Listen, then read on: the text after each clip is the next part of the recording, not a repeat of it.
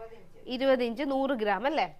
അപ്പോൾ ഈ 10 ഇഞ്ചിലും 12 ഇഞ്ചിലും ഒക്കെ ലെങ്ത്തിൽ മുടിയുള്ളവർ, അവരുടെ മുടിക്ക് 10 ഇഞ്ചോ 12 ഇഞ്ചോ ഒക്കെയാണ് ലെങ്തെങ്കിൽ ഒരു ഫംഗ്ഷനോ അല്ലെങ്കിൽ ഒരു കല്യാണത്തിനൊക്കെ ഒരുങ്ങി പോകാനായിട്ട് മുടി നല്ല ലെങ്ത്തിൽ സെലക്ട് ചെയ്യുമ്പോൾ എപ്പോഴും ശ്രദ്ധിക്കേണ്ട ഒരു കാര്യം അത് 100 ഗ്രാം മുകളിലേക്ക് വെയിറ്റിൽ സെലക്ട് ചെയ്യണം എന്നുള്ളതാണ്. കാര്യം ഇപ്പം നമുക്ക് 80 ഗ്രാമിലൊക്കെ ചെയ്യാം. അപ്പോൾ എന്താ പ്രശ്നം സംഭവിക്കുന്നതെന്ന് വെച്ചാൽ നമ്മുടെ മുടി കഴിഞ്ഞിട്ട്, നമ്മുടെ മുടി ഇപ്പോൾ ഒരു 12 ഇഞ്ചൊക്കെ ലെങ്ത് വരെ കാണത്തുള്ളൂ. അപ്പോൾ അത് കഴിഞ്ഞ് താഴേക്ക് വരുന്ന ഭാഗം ഇങ്ങനെ വളരെ ശോഷിച്ച് കിടക്കും, ഭയങ്കര വൃത്തികേടായിരിക്കും.